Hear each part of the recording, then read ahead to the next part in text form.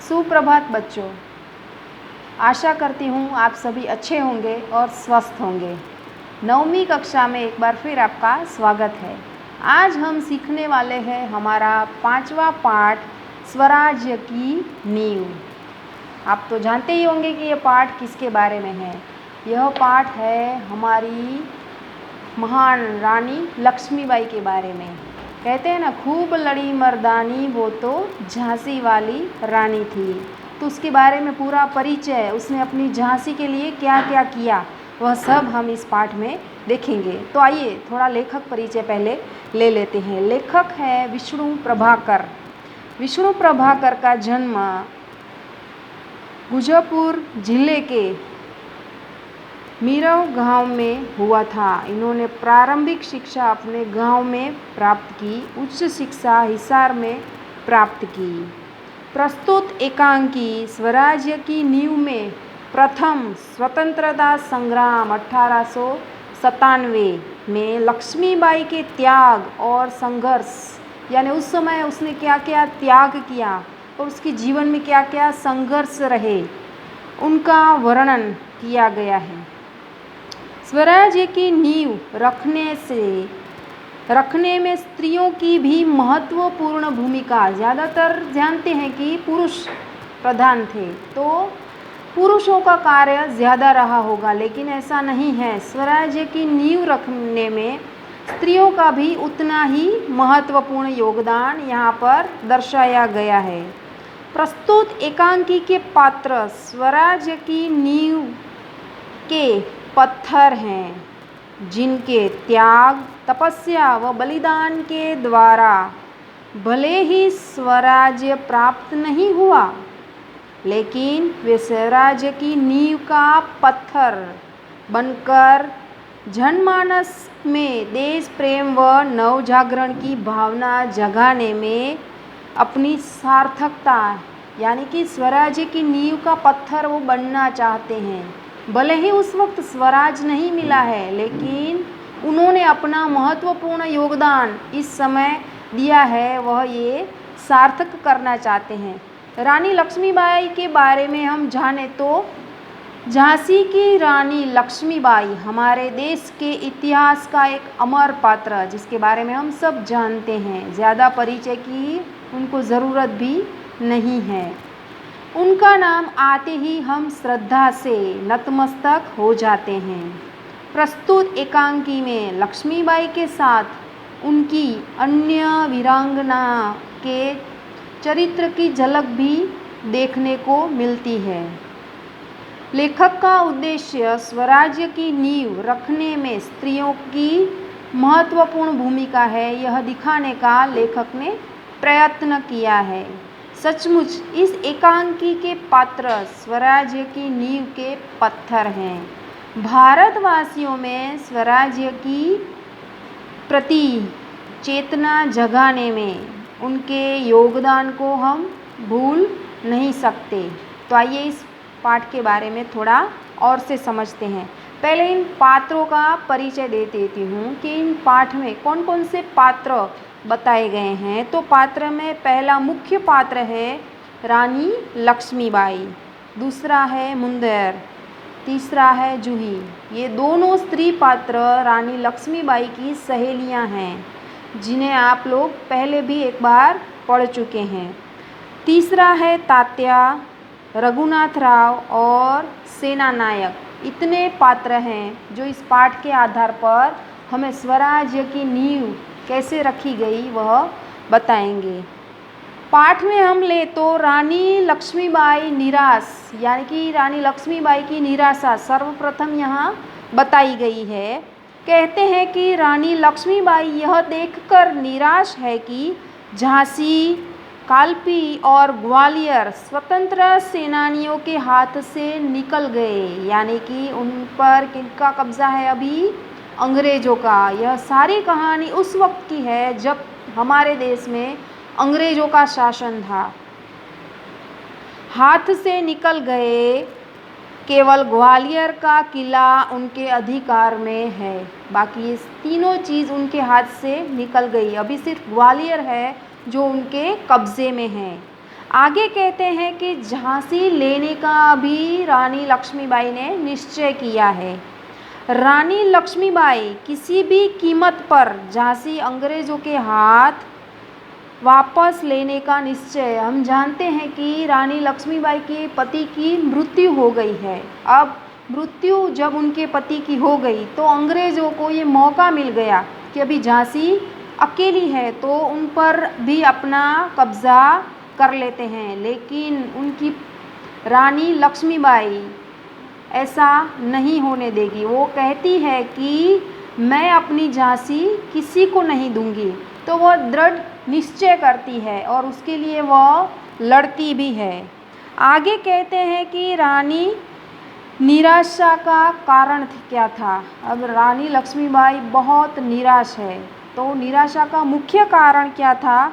रानी को दुख इस बात का है कि उसकी सेना के बड़े बड़े योद्धा जैसे राव साहब, बांदा के नवाब रघुनाथ राव आदि विलास यानी कि वो भोग विलास में डूब गए हैं, जबकि अभी समय है हमारे स्वराज्य प्राप्त करने का, लेकिन उन्होंने भोग विलास में डूबकर ये सारी बातें वह भूल गए हैं। आगे कहते हैं कि उनके पास शक्ति है, ऐसा नहीं है कि वो शक्तिहीन है, उनके पास शक्ति है फिर भी वह दुर्बल है क्योंकि उनका ध्यान भटक गया है, अभी वो भोग विलास में डूब गए हैं। तात्या जैसे सेनापति होते हुए भी सेना में अनुशासन नहीं है। तात्या टोपे जिसका नाम हमने इतिहास में कई बार पढ़ा है, तो कहते हैं कि तात्या टोपे जिसका सेनापति है फिर भी उस सेना में अनुशासन नहीं है। अनुशासन होने पर ही कोई कार्य पूर्ण होता है और हम विजय प्राप्त कर सकते हैं। अगर अनुशासन जीवन में भी नहीं है तो हम जीवन में भी आगे नहीं बढ़ पाएंगे। तो कहते हैं कि अनुशासन नहीं है, युद्ध की ठोस तैयारी न करके ब्रह्मभोज में लगे हुए हैं। अभी समय है युद्ध की तैयारियां करने का, लेकिन वह सारे लोग युद्ध की तैयारी न करके ब्राह्मणों को भोजन कराने में यानी कि ब्रह्म भोज कराने में जुटे हुए हैं, उनका ध्यान कहीं और है। आगे कहते हैं कि उसके लिए श्रीखंड और लड्डू तैयार किए जा रहे हैं। किसके लिए? ब्राह्मणों के लिए, उनको भोजन करवाने के लिए श्रीखंड और लड्डू तैयार किए जा रहे हैं। ग्वालियर जैसा दृढ़ किला उनके हाथ में है, फिर भी वे कुछ नहीं कर पा रहे हैं, फिर भी वो लाचार जैसे बने हुए हैं और अपना ध्यान भी कहीं और जुटा दिया है। जूही और मुंदेर वह रानी लक्ष्मीबाई की खास सहेलियां थी और उनका भी इस कार्य में महत्वपूर्ण योगदान रहा है।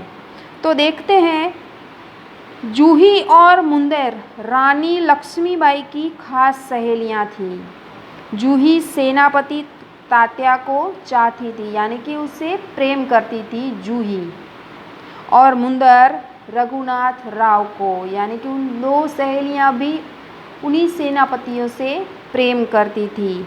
जूही अच्छी नर्तकी है पर वह विलासियों के मनोरंजन के लिए नाचना नहीं चाहती। जूही जो है एक अच्छी नृत्यांगना, यानी कि नृत्य बहुत ही अच्छा करती है, लेकिन वो विलासिताओं के लिए नाचना नहीं चाहती, उसे अच्छा नहीं लगता। स्वराज्य के लिए वह अपने प्रेम को भी ठोकर मार सकती है। देखिए उसके मन में भी स्वराज्य के लिए कितना जोश है कि वह अपने प्रेम तक को ठोकर मार सकती है। मुंदर भी युद्ध में रानी लक्ष्मीबाई के साथ ही रहना चाहती है, यानी कि वो दोनों सखियां रानी लक्ष्मीबाई से कदम मिलाकर चल रही हैं। उसे भी प्रेम से अधिक स्वराज्य प्यारा है। दोनों अपने प्रेम को छोड़ सकती हैं लेकिन स्वराज्य को नहीं छोड़ सकती। युद्ध में जूही तोपखाना संभालने की जिम्मेदारी लेती है, यानी कि वो भी एक अच्छी योद्धा है। पेशवा की हार का दुख अभी पेशवा की हार का दुख में कहते हैं कि रघुनाथ राव रानी को मुरार में जनरल रोज की सेना द्वारा पेशवा की हार का समाचार यानी कि एक और हार का समाचार रानी लक्ष्मीबाई को मिलता है। सुनकर रानी कहती है यह अच्छा ही हुआ। अब वो निराश तो पहले से ही है, अब क्या कहती है कि यह अच्छा ही हुआ, अब पेशवा की आंखें खुलेगी। क्या कहती है कि हमें हर बार जीत ही मिलती रहे, जीत ही मिले, तो कभी कभार हमें घमंड आ जाता है कि मैं तो हर बार जीतता ही हूँ। अब इस हार से किसकी आंखें खुलेगी? पेशवा की आंखें खुलेगी कि भाई मैं हर बार जीत नहीं सकता, इस बार मुझे हार हुई है। अब हार अपने जोश के साथ वो वापस लड़े और उस चीज़ को जो उसने खो दी है वो वापस हासिल करे। तो रानी लक्ष्मीबाई मन में सोचती है कि यह अच्छा ही हुआ कि उन्हें हार मिली। अब उनकी आंखें अपने आप खुल जाएगी कि उनकी गलतियाँ क्या है। युद्ध के लिए तैयार।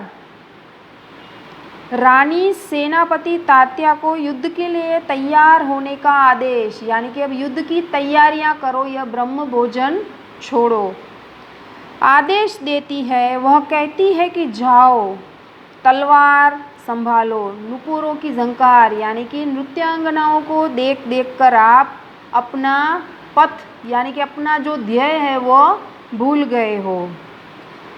नुपुरों की झनकार के स्थान पर तोपों का सर्जन होने दो, यानी कि वह झंकार नहीं, मतलब तोपों की झनकार सुनने की अभी हमारी बारी है। रानी को चिंता है कि उसके जीवन का अंतिम युद्ध है। अब मन ही मन वह समझती है कि वह यह उसके जीवन का अंतिम युद्ध है। उसे केवल इसी बात की चिंता है कि युद्ध में उनकी वीरता कलंकित न हो जाए, क्योंकि अगर उसकी वीरता कलंकित हो गई तो वह इस इतिहास में सबको याद रहेगा। लेकिन आज उनकी वीरता कलंकित नहीं हुई है। हम उन्हें वीरता यानी कि वीर स्त्रियों के ऊपर याद करके उन्हें नतमस्तक होकर उन्हें याद करते हैं। अंत में कहते हैं कि बाबा गंगादास ने लक्ष्मीबाई से कहा था कि केवल सेवा, तपस्या और बलिदान से ही स्वराज्य मिल सकता है, इसके अलावा स्वराज्य नहीं मिल सकता। स्वराज्य प्राप्ति से भी अधिक महत्वपूर्ण है स्वराज्य की स्थापना के लिए भूमि तैयार करना और स्वराज्य की नींव का पत्थर बनना। लक्ष्मीबाई, जूही मुंदेर आदि स्वराज्य की नींव के पत्थर बनना चाहते थे। आशा करती हूँ यह पाठ आपको अच्छे से समझ में आ गया होगा। धन्यवाद।